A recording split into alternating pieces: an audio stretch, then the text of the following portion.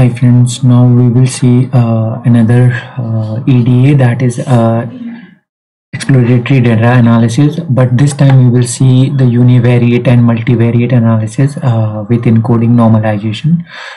So what our agenda is to learn about univariate and multivariate analysis, okay, and learn about encoding and normalization scaling.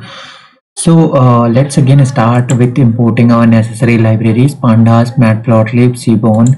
Here this time we are also ignoring our warning, but by just importing warning, and we are also taking image from PIL. So this is the data set that we'll be using. Now first thing, it is asking that this data set contains 22 columns. Alright, for the sake of univariate analysis, let us use just one column, distance. So here we get this distance into that data.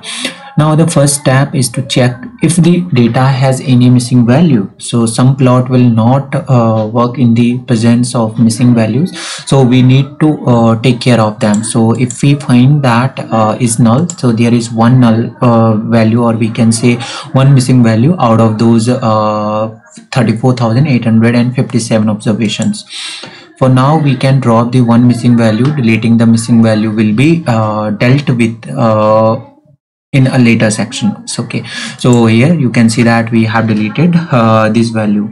So now the picture starts from here, the univariate analysis. So what basically happens, the univariate analysis that refers to the analysis of single variable only. All right, and the main purpose of univariate analysis is to summarize and find pattern in the data. Okay, so the key point that there is only one variable involved in the complete analysis. So let us take this Melbourne housing data set and work on the univariate data analysis. And the y-axis measures the frequency of occurrence of observation of each discrete point of the class interval. So there is for y-axis. So here the following this code is to plot that histogram for matplotlib package, and the bins argument that creates class of intervals, right? So in this case we have 50 intervals. So here you can see that the first array is the frequency in each class, and the second array contains the age of class interval, right? So these array can be assigned to a variable and used for further analysis. So this time we are plotting the dist plot, right, to plot a frequency polygon to superimposed on a histogram using the seaborn package. All right, so seaborn automatically creates class interval, and the number of bins can also be manually set. So here you can see. Now if we again plot dist plot, but here this time you can see that we are making the hist false, right? So adding an argument to plot a polyfrequency polygon only, so this will return the only outer shape. Now the dist distribution can also be visualized in another manner. For this we can use the Boolean plot function from seaborn, right? So the Boolean plot shows the vertical mirror image of a distribution along with the original distribution. So this is the Boolean plot. I have already discussed all these types of plot in one of my videos. You can check on the link icon, right? Now let us have a closer look at the distribution by plotting a simple histogram with 10 bins. So in the problem statement we can say the size we have, and the bin size is 10, right? So the color we are giving is green. Okay, and we are telling that for mean, median and mode, and we are passing the color sample for all these values, right? So here you can see that for this mean value we are telling that the line width 1, but for median you can see that the line style is dashed also, and for the mode also the line style is dashed also. All right, so here you can see. So in this graph we can see that the second bin with class limit 4.81 to 9.62,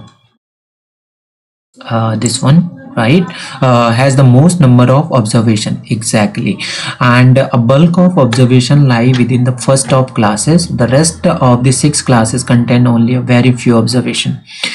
In this case we are measuring distance. We can safely say based on visual observation that most of the distance present on the data are less than 20 kilometers. All right, so there are very few distance that are more than 20 kilometers. So once we pass the 30-kilometer point, the number of observation DL drops further.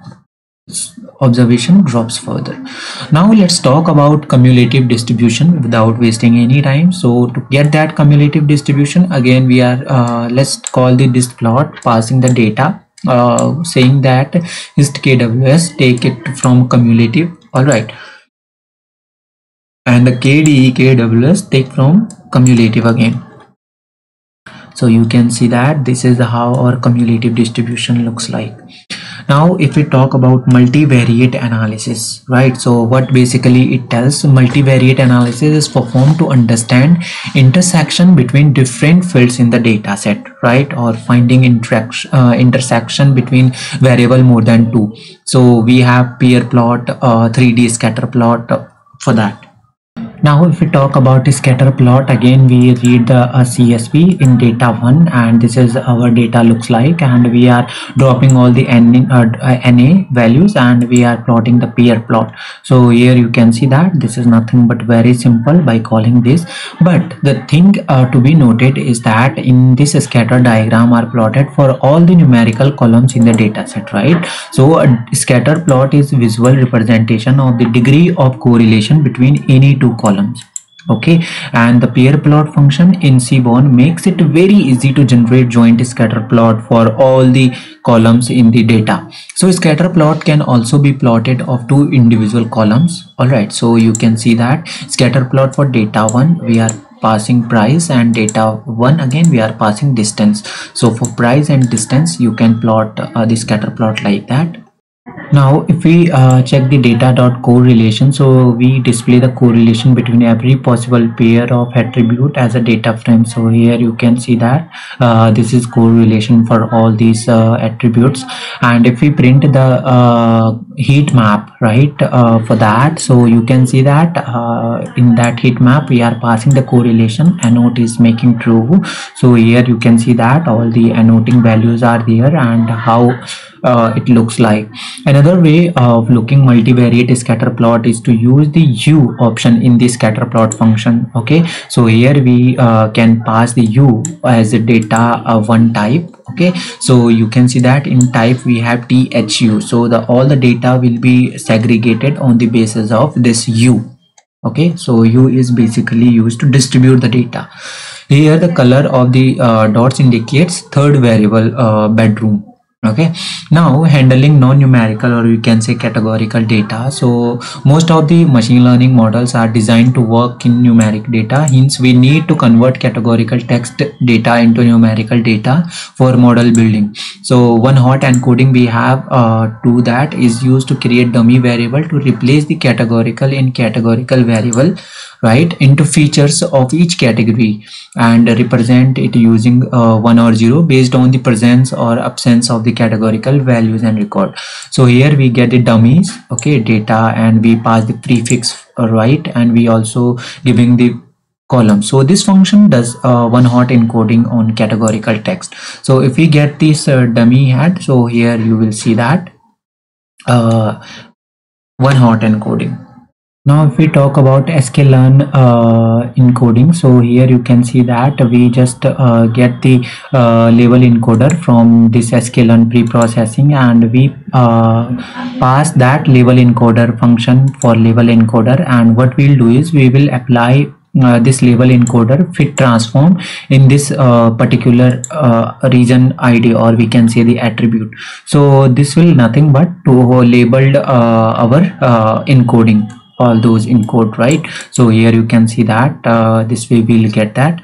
And now what we are getting is the number of entries of each class. So this will get the count values, and we can also get the unique classes of that particular encoding, or that encoding in dummy values. So this way we will get that. We will also get the number of unique classes, right? So there is a unique and this is n unique. So here you can see 1 2 3 4 5 6 7 8 number of n unique. Now if we talk about sklearn one hot encoder, so this function does a one hot encoding on categorical numbers, right? Okay, so we will import one hot encoder. All right, then we encode, we will get the encoded values from this fit transform dummy, or we are passing all the values, and finally we encode this. So this is the shape that we will get. Later we add this back to df dummies data frame. So here convert the array into a data frame, specifically one hot encoder. So here df encoded value is this, and this we will get the shape of that particular encoded values, right? So in that we will store it in df.encoded and get the head. So you can see that for all the regional till the 7 as we described. So if we again get the shape, this is the shape of that. Now we are concatenating those two data frames. Okay, this is the value from concatenated data frame. So the above steps are just to get comfortable with a few functions. We do not necessarily need to follow those steps in every practice, right? So this is just to make you just to introduce the function with you. Now we have is normalization scaling. So in this method we convert variable with a different scale of measurement into single scale. So standard scale normalize the data using the formula x mean divided by standard deviations. Okay, so it scales the data, essentially return the z-score of every attribute. So here we have the standard scaler to standard scaler, right? We pass this function here and this will return the standard scaler where we have these values. Now what we are doing is we are accessing the bedroom standard scale. Okay, and we are telling that okay, just get the scalar values, or we can say get the z-score of the value of the attributes. So it will get stored here. Now we are getting head, so this is the head value we have here. Okay, if we want to get the min and max value, so this way we will get minimum and maximum value. If we again want to get the 5-point summary for those statistical of attributes, so this will return that. Now min max scalar normalize the data using the formula again x minus min divided by max minus min. So min max scalar will do the same thing that we have copied through feature range is there, right? So if we apply that min max in that car, so here we will access this from fit transform. Okay, here you can see that what is the min value we will get and what is the maximum value we will get. So applying dot min function and applying dot max function, so this will return me the minimum and maximum value here. Now again to get the 5-point summary, this will return me all those value. And if we talk about log transformation, we are going to write a custom transform to perform log transformation, again importing numpy, and we are getting that function transform from sklearn pre-processing, right? And here you can see that this function accepts sparse, and these are the parameter that can be passed. Okay, if we check the number of null values, again we are sum of them, and here we are imputing the null values using the mean. Okay, so here you can see that this way we can impute the null values. And next thing, we are getting log transform of those attributes in that distance log transform. Okay, so here you can see that we got that in this particular attributes. Now if we talk about some descriptive statistics, so here we describe this distance log transform. So here you can see that this will return me certain information, and what it is telling that to apply exponential transform here as well. So here you can see that we can also access that exponential transform for this particular room's exponential transform from this fit transform data room. So this is nothing but exponential transformer. Next thing, we have written the top 5 rows from here, right? And we are also getting the 5-point summary for this describe. So yeah, this is all about the EDA2, or we can say univariate and multivariate analysis with encoding normalization. All right. Thank you.